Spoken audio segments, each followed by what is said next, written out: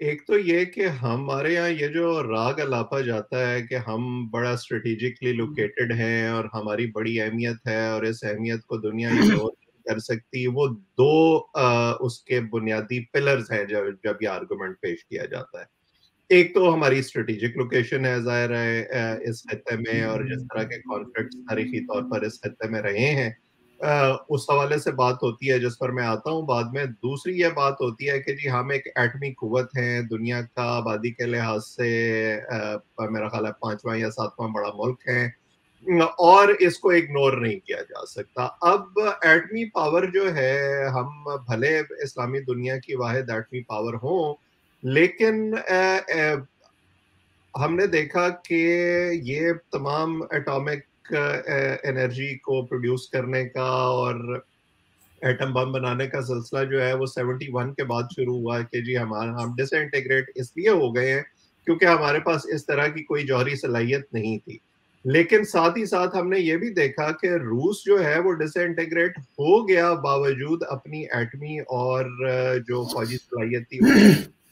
جب انہوں نے دوسرے جو معاملات ہیں، اپنے سیاسی یا معاشی معاملات ہیں، ان کو اس طرح سے ٹیکل نہیں کیا۔ آپ نے ایک بڑی امپورٹنٹ بات کی اپنے انٹرو میں کہ ہم اسٹریٹجکلی لوکیٹڈ تو ضرور ہیں، لیکن ہماری لوکیشن ایسی ہے، اس شرارتی بچے کے جیسی ہے جس سے اس کا کوئی بھی ہمسایہ جو ہے وہ خوش نہیں ہے۔ اب اس کی وجہ کیا ہے؟ اگر ہم ایران کے ساتھ دیکھیں تو ہمارے معاملات ہیں، ایون آخری جو دورہ تھا ایرانی صدر کا پاکستان کا، وہاں پر ہمارے وزیر اعظم نے، عمران خان صاحب اس وقت وزیر اعظم تھے، اس کے ساتھ بیٹھ کے انہوں نے اس قسم کی گفتگو کر دی کہ آپ کے یہاں سے ہمارے یہاں در اندازی ہو رہی ہے۔ افغانستان کے ساتھ ہماری ایک مسلسل ٹگ آف وار چل رہی ہے، جو ہمارا خیال تھا،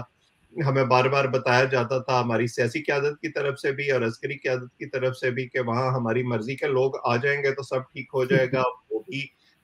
جو ہے وہ ممکن نہیں ہوا۔ بھارت کے ساتھ تو ہم ویسے ہی ایک مسلسل کانفلکٹ میں ہیں جب سے یہ دونوں ملک آزاد ہوئے ہیں۔ چین کے ساتھ جو ہمارے معاملات ہیں وہ ٹھیک ہے کہ ہم چین کے ساتھ بڑا دوستی کا دھم بھرتے ہیں، لیکن کیا وہ دو طرفہ ہے؟ کیونکہ چین نے ظاہر ہے ہمیں ایک پراکسی کے طور پہ رکھا ہوا ہے، کیونکہ ان کے بھارت کے ساتھ جو معاملات ہیں انہیں خطے میں ایک ایسا وہ میں کہتا ہوں کہ چھوٹا چاہیے جس کو وہ بھارت کو جس کے ذریعے بھارت کو آنکھیں دکھائی جا سکیں۔ سعودی عرب ایون جو ہے وہ اب ہم سے اس طرح سے خوش نہیں ہے۔ آپ نے پچھلے دنوں دیکھا ہوگا ورلڈ اکنامک فورم میں جو ہے وہ سعودی فارن منسٹر کا، سعودی فائنانس منسٹر کا جو ہے وہ جی ایک انٹرویو تھا اسٹیٹمنٹ. جس میں انہوں نے باقاعدہ 3 ملکوں کے نام لیے کہ جی اس میں پاکستان ہے، اس میں ترکی ہے، اور شاید تیسرا سیریا کا انہوں نے نام لیا تھا، کہ ہم پہلے ہمارے دوست ہمارے پاس آتے تھے اور ہم ان کی خاموشی سے مدد کر دیتے تھے، لیکن اب ہم نے اپنا طریقہ بدلا ہے۔ اب ہم اونس ان پر ڈال رہے ہیں کہ آپ کو خود بھی کچھ کرنا ہوگا اور ریفارمز کرنی ہوں گی، جس کے بعد ہم آپ کی مدد کرنے کی کوشش کریں۔ یہی چیز جو ہے ہم استعمال کرتے تھے، یہ جو میں نے پہلے اسٹریٹجک لوکیشن اور ایٹامک پاور ہونے کی بات کی، کہ جی ہم بیرونی دنیا جب کوئی خطرہ پوز کرے گی کسی بھی اسلامی ملک کو، تو ہم جا کے ان کو پروٹیکٹ کریں گے۔ ہمارا اپنا اب یہ حال آ گیا ہے کہ ہمارے پاس ہم اتنے اکنامکلی چیلنجڈ ہو گئے ہیں کہ ہم نہ صرف اسلامی ملکوں کی طرف بلکہ دوسرے ملکوں کی طرف بھی دیکھ رہے ہیں کہ وہ ہمیں بیل آؤٹ کریں کسی نہ کسی طرح سے، اور وہ کر کر کے ان کی بھی بس ہو گئی ہے۔ وہ اب اس نتیجے پر پہنچ گئے ہیں کہ وہ کہتے ہیں کہ اچھا بھلے آپ کہ اسٹریٹجک لوکیشن جو مرضی ہو، بھلے آپ کے مسائل جو مرضی ہوں، لیکن ہم کب تک آپ کو سانس کی بحالی کا ٹیکہ لگاتے رہے؟ آپ خود تو اپنے لیے کچھ کرتے نہیں ہیں، سوائے اس کے کہ ہم بس دنیا سے شکایت کرتے ہیں کہ جی دنیا جو ہے وہ ہماری اہمیت کو نہیں پہچانتی اور ہماری مدد نہیں کرتی۔ یہ جو طرز عمل ہے جس میں آپ کا اپنا ریلیشن شپ جو ہے وہ دنیا کے ساتھ صرف ٹرانزیکشنل رکھنا چاہتے ہیں، جس میں آپ دنیا کی طرف صرف اس نظر سے دیکھتے ہیں کہ وہ آپ کو جو ہے وہ کیا امداد فراہم کر سکتی ہے۔ مجھے یاد آتا ہے میں نے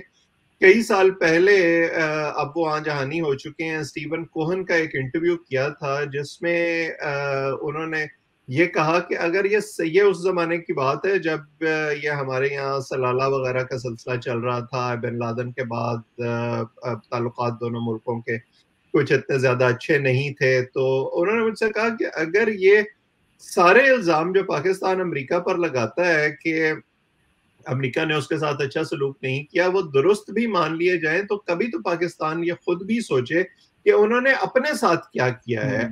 اب بنیادی طور پر جہاں آ کے میں اپنی بات کو سمیٹتا ہوں اس حوالے سے, فارن پالیسی یا اکانومی یہ اس قسم کے معاملات ہوتے ہیں دنیا میں جو ایک دوسرے سے ٹائیڈ ہوتے ہیں اور اس میں کنٹینیوٹی کی بڑی اہمیت ہوتی ہے. ہمارے یہاں ایک تو مسئلہ یہ رہا کہ فوج نے جو فارن پالیسی ہے اس کو ایک طرح سے ہوسٹیج بنائی رکھا ہے, یا ان کا بڑا فیوریٹ ڈومین رہا ہے. حکومتوں کو کبھی کوئی انڈیپینڈنٹ فارن پالیسی بنانے کی اس طرح سے اجازت نہیں دی گئی. پھر جو حکومتیں آئی بھی ہیں انہوں نے یہ تاثر دینے کی کوشش کی ہے کہ ان کے دوسرے ملکوں سے جو تعلقات ہیں وہ انفرادی ہیں اور شخصی بنیاد پر ہیں. انہوں نے ملکی مفاد کے تحت کوئی پالیسی بنانے کی یا وہ تعلقات استوار کرنے کی کوشش نہیں کی. تو اس کے بعد جب ایک حکمران جاتا ہے اور دوسرا حکمران جاتا ہے وہ پھر سے اس کو ریسیٹ کرنے میں لگ جاتا ہے اور اس کا یہ خیال ہوتا ہے کہ اب میری شخصیت کا جو کرشمے ہیں وہ یہاں پر جو ہے وہ اپنا کام دیں گے, اور پہلے والے جو تھے وہ تو بس ایسے ہی تھے, وہ جو کچھ بھی کر رہے تھے وہ غلط تھا. اب آپ چین کے حوالے سے ہی دیکھ لینا, چین سے ایک حکومت آتی ہے وہ ہمیں یہ بتاتی ہے کہ جی سی پیک جو ہے وہ ہمارے تمام دل دور کر دے گا. دوسری حکومت آتی ہے وہ کہتی ہے نہیں سی پیک میں بڑے مسائل ہیں اس کو ہمیں ریویو کرنا پڑے گا. تو وہ جو ملک جس کی طرف ہم دیکھ رہے ہیں اور ہم اس کو اپنا دوست بھی قرار دیتے ہیں وہ ملک کہاں کھڑا ہوتا ہے جا کے, وہ کس سے بات کرے, وہ کیا پالیسی بنائے, اور وہ کتنا کانفیڈنٹ ہو اس حوالے سے کہ یہ معاملہ اسی طرح سے آگے چلے گا. کیونکہ ہمارے جو ایک حکومت کے دور میں تو حل ہونے والے نہیں ہیں, لیکن کوئی بھی حکومت جو ہے وہ اتنا فار سائٹڈ ویژن رکھنے کے لیے اور اس کو امپلیمنٹ کرنے کے لیے تیار نہیں ہے جو شروع تو وہ کرے اور اس کا فائدہ کوئی اور آ کے لے. تو یہ تمام مسائل جو ہیں ان کی وجہ سے اب ہم ایک طرح سے اس خطے میں ایک وہ جو سور تھمب ہے وہ بن گئے ہیں, unfortunately somebody likes it or not, لیکن حقیقت یہی ہے. ایک ہمارے یہاں یہ خیال ضرور موجود ہے کچھ حلقوں میں جس میں ہمارے سیاسی حلقے بھی ہیں, عوام بھی ہے اور عسکری حلقے بھی ہیں کہ جی شاید یہ جو بیرونی طاقتیں ہیں یہ ہمیں ڈس انٹیگریٹ کرنا چاہتی ہیں یا ہمارے اوپر قابض ہونا چاہتی ہیں. میں ذاتی طور پر اس سے اتفاق نہیں کرتا. میرا جو امپریشن ہے جو میری جب میں خود کور کر رہا تھا تب بھی, اس کے بعد اب جب میں پڑھتا ہوں یا لوگوں سے بات کرنے کی کوشش کرتا ہوں, مجھے ایسے لگتا ہے کہ وہ تو الٹا اس پیرانویا کا شکار ہیں کہ اپنی موجودہ حالت میں اکٹھے رہتے ہوئے پاکستان جو ہے, جیسے آپ نے رائٹلی پوائنٹ آؤٹ کیا کہ اس کی معاشی صورتحال دگرگوں ہے, اس کا جو سیاسی ماحول ہے وہ ہر وقت اس طرح کے کانفلکٹ کا شکار رہتا ہے. یہاں لا اینڈ آرڈر کے اتنے اور ٹیررزم کے اتنے مسائل ہیں کہ اس پر قابو پانا دور دور تک نظر نہیں آ رہا. تو اگر یہ مختلف حصوں میں تقسیم ہو گیا تو پھر اس کو کون کنٹرول کرے گا, اور اس کے ساتھ یہ پیرانویا بھی ویسٹ کا ظاہرہ بیچ میں شامل ہو جاتا ہے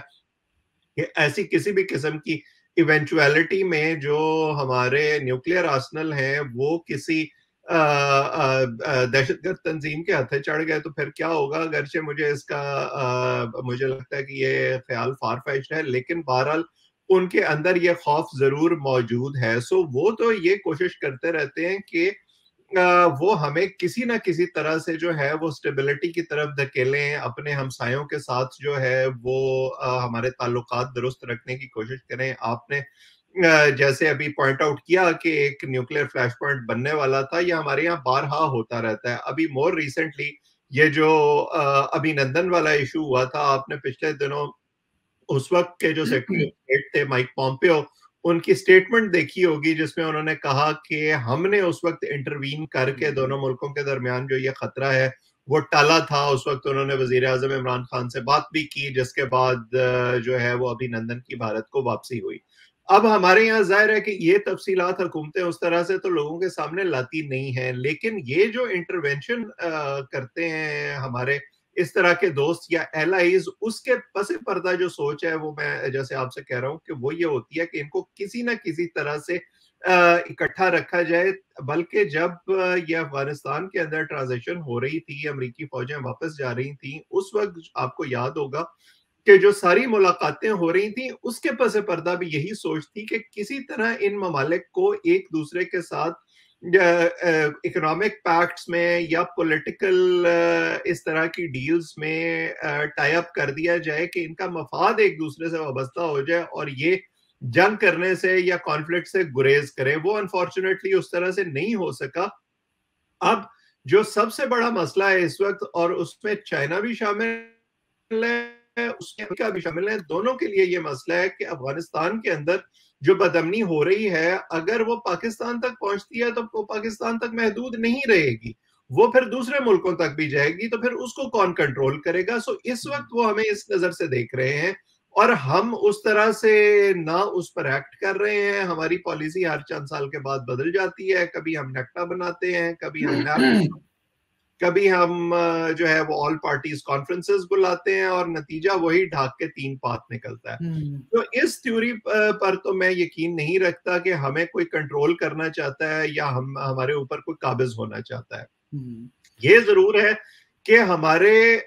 گھر کے اندر جو مسائل ہیں، ہمارے ملک کے اندر جس قسم کا ماحول ہے، جب تک ہمارے سیاستدانوں کو، ہمارے عسکری اداروں کو، ہمارے تمام ذمہ داران کو یہ سمجھ نہیں آئے گی کہ جب تک ملک کے اندر آپ کے معاملات درست نہیں ہوں گے، آپ معاشی طور پر مضبوط نہیں ہوں گے، آپ کی پالیسیز میں کنٹینیوٹی نہیں ہوگی، تب تک آپ دنیا کے ساتھ برابری کی بنیاد پر بات کرنا تو بڑی دور کی بات ہے. آپ ایون ایک انفیریئر رول میں بھی دنیا کے ساتھ شاید آپ کا چلنا مشکل ہو جائے گا، جو ہمیں اس وقت نظر آ رہا ہے کہ ہمارے دوستوں نے بھی ہمیں شن کر دیا ہے. عالمی مالیاتی ادارے بھی جو ہیں وہ ہماری آرم ٹویسٹنگ کر رہے ہیں، کیونکہ اب وہ وہاں پہنچ گئے ہیں جہاں وہ یہ سب مل کے یک آواز ہو کے یہ کہہ رہے ہیں کہ جب تک آپ خود اپنے لیے کچھ نہیں کریں گے ہم بھی آپ کے لیے کچھ نہیں کریں گے. لیکن فیئر مجھے یہ ہے کہ یہ بات بھی ہمارے سیاستدانوں کو، چاہے وہ حکومت میں ہوں یا اپوزیشن میں ہوں، ابھی تک سمجھ نہیں آئی ہے.